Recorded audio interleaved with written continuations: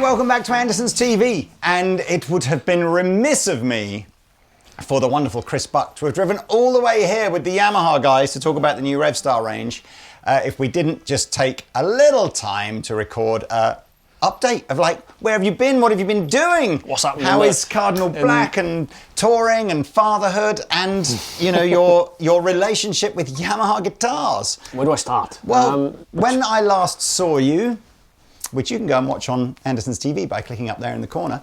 And I think we probably deep dived about, you know, your whole life. So we're not going to go there again.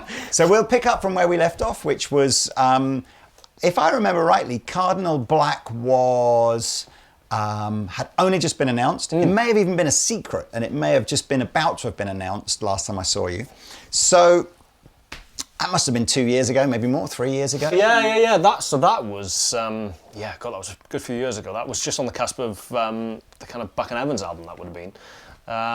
So whenever that was. Clearly, the entire last 5 years is a blur in my mind. So the biggie for Cardinal Black over the last 12 months has been the release of the EP and the tour with Miles Kennedy. Yeah, so I think tell us about that. We were kind of just on the cusp of releasing maybe the first track or something, or the EP, I can't remember to be honest, but we had that tour with Miles Kennedy then in December. So we did the UK tour with Miles Kennedy. It was amazing. Played Shepherd's Bush Empire, all these kind of, you know, bucket list venues. Yeah, absolutely, incredibly cool venues. Just a fantastic tour from the off, really. You know, kind of all came about through a chance message to Miles on Instagram. You know, me and him go back a couple of years, so I think it's the first time in the history of ever that any band has ever got anything by messaging someone in another band going, can we have a support slot?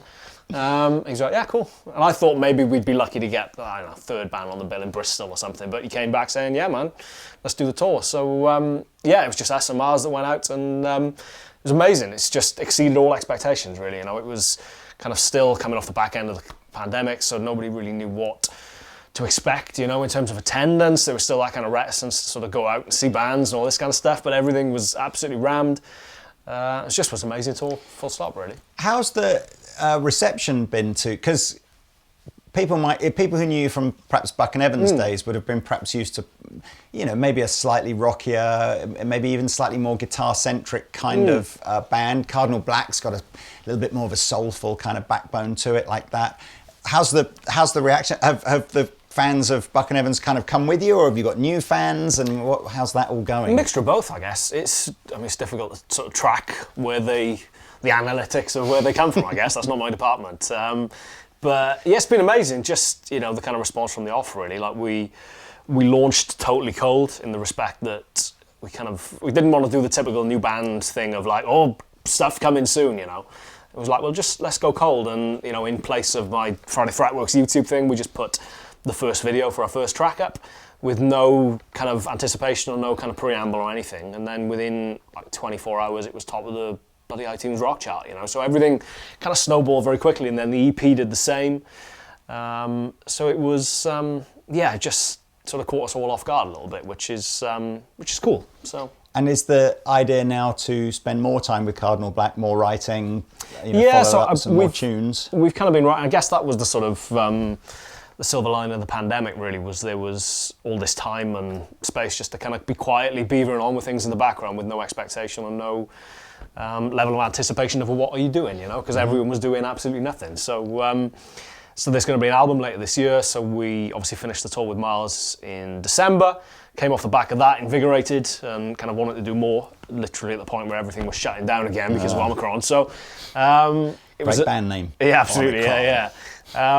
So it's slightly kind of anticlimactic, I guess, in that respect. But again, the bizarre circumstances, I guess, surrounding Cardinal Black is that it's a a kind of a 6 to 8 month year old, 6 to 8 month old 10-year-old band, because we go back to kind of kind of 2010, I guess. It was kind of first proper band I was in, so there's a lot of material left over from that first incarnation. So it's just been a case of revitalising that and reworking stuff and writing new things. So we're very fortunate, I guess, in a position we could probably go and release 2 albums tomorrow, So there's a lot of kind of leftover material from the first time round, and it's just a case of whittling that down to what's going to be the first album, which, as I said, will be later in 2022 if you're watching on Dave. So yeah. Speaking of albums and amazing places to go and record them, there are, if you dive on over in the links below here, some videos of you doing some Yamaha promo of these guitars at Rockfield. Which, if you're not familiar, one of the most famous studios in the world where Bohemian Rhapsody was recorded, and What's the Story, Morning Glory, and going back to Sabbath and all that kind of stuff. Coldplay. It's nuts, right? Yeah. So, and that's not too far from where you live. So I guess, was that the connection doing the Yamaha sort of promo of just... Rockfield's a funny one in that it is literally almost on my doorstep, so you kind of take it for granted almost, as it's kind of the local studio, and then you look at its history and its prestige and every band that's recorded there, all of these immense albums. I mean, the grand piano in one studio there is still the piano from Bohemian Rhapsody. Wow. That's what you sit down and play that, and that's the piano Freddie was sat at. So it's a little bit surreal, and probably best not to be overly burdened by all of that history and sort of stuff when you go in, because you kind of clam up a little bit. But so it kind of made sense, I guess, to kind of do the Yamaha stuff there, and just, if nothing else, I've spent so much time there with different bands over the years that you feel comfortable there. It's kind of like, it's a cliche to say, but it is almost, in a musical sense, it's a bit of a second home. So. Even as I was saying that Oasis album as well, I realised it's not the name of the album that was recorded there. So again, you can go and delete your comment that you've said that Lee's got the album. Definitely there. Maybe. Exactly. That was the one I meant. It's definitely maybe. It's definitely maybe not. What's the Story? Definitely no. I get confused with Pete's pedalboard and everything like that. So let's talk about gear and your you've had a pretty big profile as a guitar player. Guitar magazines are writing about you, gear companies are courting you, and I know you've got a good relationship with a couple of other brands, Fender being one of them. But what is it about Yamaha? Because you started playing that Revstar a few years ago, right? Yeah, just after the release of the first iteration of the Revstar, I guess. I just remember I went into a guitar shop in Cardiff and saw them on the wall and was just immediately attracted to the kind of double cutaway, the offset double cutaway. I think, irrespective of whatever anyone says, it's very much an aesthetic thing first and foremost. For any guitar, it's the reason they make them pretty colours, I guess. Was immediately attracted to it. Played it and just liked the kind of the ergonomic simplicity, if nothing else, I just loved the sound of it, loved everything about it, and there was a bit of a kind of tenuous connection with Yamaha. Funnily enough, from that first band I mentioned, going back 10, however many years ago it was, so it just made sense to kind of see what the crack was and if they'd be interested in having a kind of hairy Welsh guy sort of playing the guitars. So and it's just evolved from there. It's, with Cardinal Black especially, with Buck and Evans, that was always very much a kind of Strat band, I guess, in the sense that all of the songs were written on a Strat.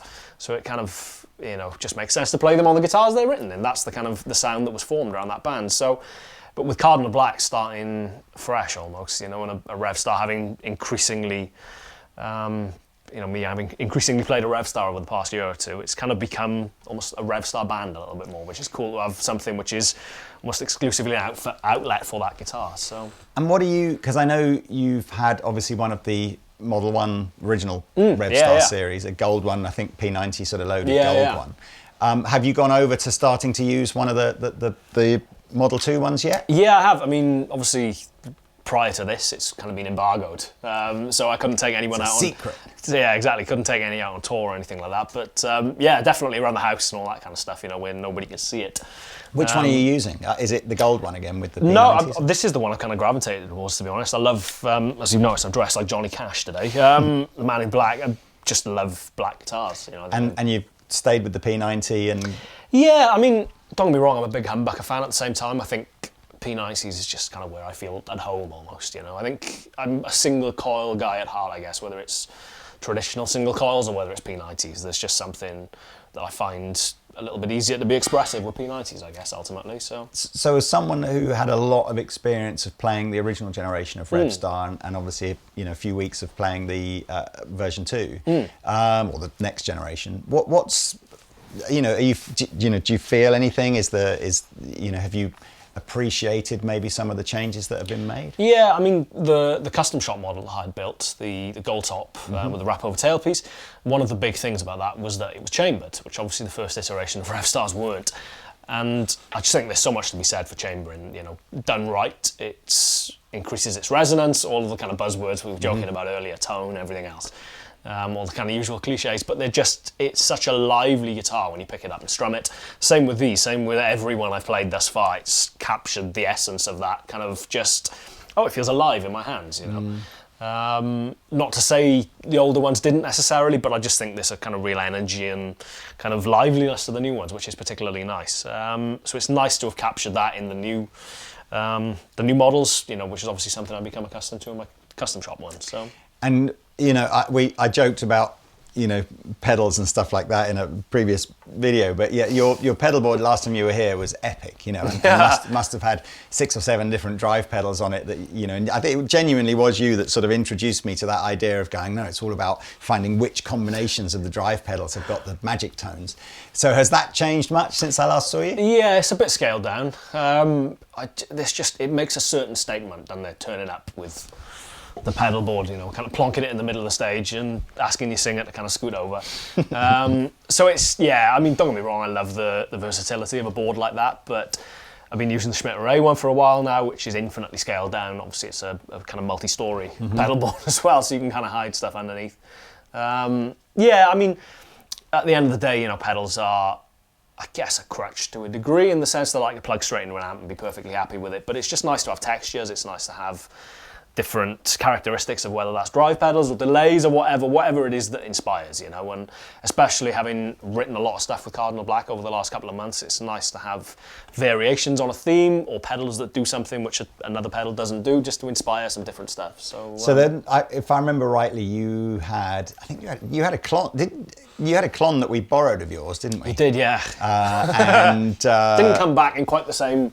You may remember that from last year's April Fool, I think. Didn't you have a blues breaker and all kinds of blues breaker? So what's the scaled down board? What are if you just limited yourself to 2 or 3 drive pedals now, have you? Yeah, it's still primarily drive pedals, if I'm honest. Kind of variations on a theme, really. I'm a big fan of the Marshall Blues Breaker. I've got one of the original ones, which is cranky to say the least. So if you look at it in the wrong way, it ceases to work. Can I tell you a secret? Yeah. 2 very boring minutes later. That's exciting. Don't tell anyone else. And so Blues Breaker. What else was on there? Is the Klon still on there? I'm going to say, we didn't actually borrow a real Klon from you? No, we? You didn't. You borrowed the Cherrytone Centura. Yeah. Fine, that's right. Because I remember we largely destroyed it, so I would feel bad if it had been a real Klon. Like I said, variations on a theme. The Klon actually is gone recently for the first time in a while. Didn't you buy a real Klon recently? I did, yeah. It was a bit of an extravagance. Relatively speaking, is the caveat here. It was cheap. Relatively speaking, it's all relative, isn't it? So I bought it pretty much as an investment. I'm not planning on using it. It's sat in its box. It's away for a rainy day should I need to sell it. So I don't have to work the streets. Nice. Work the mean streets of Bristol. South Wales. Oh my God. Don't do that. Come and have a job here if it comes to that. So that's tucked away for a rainy day. But this the Snouse Black Box. Again, very Blues Breaker inspired. We've got the King of Tone. Again, Blues Breaker inspired. There's also the Great Eastern Effects, I think they are, the small speaker overdrive, which does that kind of, it's a very new thing. Right, okay. Does that kind of cranked Fender Champ kind of thing very nicely, really squishy, lovely under the fingers, It's talent replacement center in their pedal board, really. It's just talent replacement center. Is that's your Schmidt Array board? Is it just has a talent replacement? It's so not true. That's the name of the Cardinal Black album that we're doing at the moment. Just it's stuff to make your life easier, isn't it? And just have fun with. So you get so much grief in comment sections about this, in regard to whether you need it. etc., etc. You don't need anything. You just, you know, this is my job. This is what I do. If I worked in an office, I'd probably invest in a nice chair that was comfortable and I enjoyed sitting on. You know, it's a terrible analogy. I'm sure Leonardo da Vinci would have been a good painter if he just had a pencil. Probably. But why not give him a full palette of paint? Absolutely. And loads of different brushes. I mean, look, man alive, the comments say, never read the comments. I know. Oh, man. So we're February now, just coming into March. Got much going on sort of touring-wise over the summer, or? Yeah, we've got a London show in April, which is pointless mentioning because it's sold out. But we'll be touring. The plan is records kind of midpoint of this year onwards, and pretty extensive touring towards the latter end of this year. So that's got to be cool, though, isn't it? To be sort of going, yeah, there are gigs, but they're all sold out. I mean, it's like they're still living the dream, right? From, you know, if you think about 10 years ago and just playing pubs where, you know, you're just asking your mum and dad to come down, just so at least 2 people there. But absolutely. Yeah, what's the venue in April? It's the Lexington in Islington. Nice. It was funny. We obviously did Shepherd's Bush Empire as part of the Mars Kennedy tour, and literally within about 24 hours of that, the gig that we just announced was sold out in London. So it's testament to the power of great support slots, I guess, at the end of the day, as much as anything. But it should be fun. So there's going to be lots of touring later this year once the album's out. It was kind of odd timing. Like I said, we finished the Mars Kennedy tour. Coming into, it kind of felt like everything was shutting down around us towards the end of the tour. The mask mandates were being brought back. There was it felt like it was snowing and it was getting deeper, and we were just kind of getting out of it in time, you know. So it felt like the wrong time to try and announce any kind of large amount of gigs when everyone else was cancelling theirs. So we sat tight a little bit, not with any kind of understanding of how long the Omicron thing was going to last, of how severe, etc., etc. So the latter end of 2022 is going to be very busy. So. Right, oh, that's great. And I know you're good buddies with the guys in Guns N' Roses. So is that a, you know, might there be a support slot with them maybe? If you would like to put me forward for it, you feel free to crack on. I'm officially doing it right now, 100%. That would be that'd be awesome. I mean, Slash has got a new record out as well, which I imagine he'll be bringing over here at some point. But of course, I know Slash has been more than generous with his time and efforts with me in the past. So I'm not gonna do anything or plant any seeds. So all right. Well, look, it is lovely again to see you. Great to hear everything's going so well. Great to hear that fatherhood is fun and fulfilling as well. But yes, ladies and gentlemen, it's Chris Buck. I'm sure if you dive on over to the video up here where we're demonstrating this fine selection of new Revstar guitars, you're going to see Chris jamming with Pete and a couple of other people, maybe even me, I don't know. But yes, thank you very much for watching. Please like and subscribe, and we'll see you next time. Bye-bye.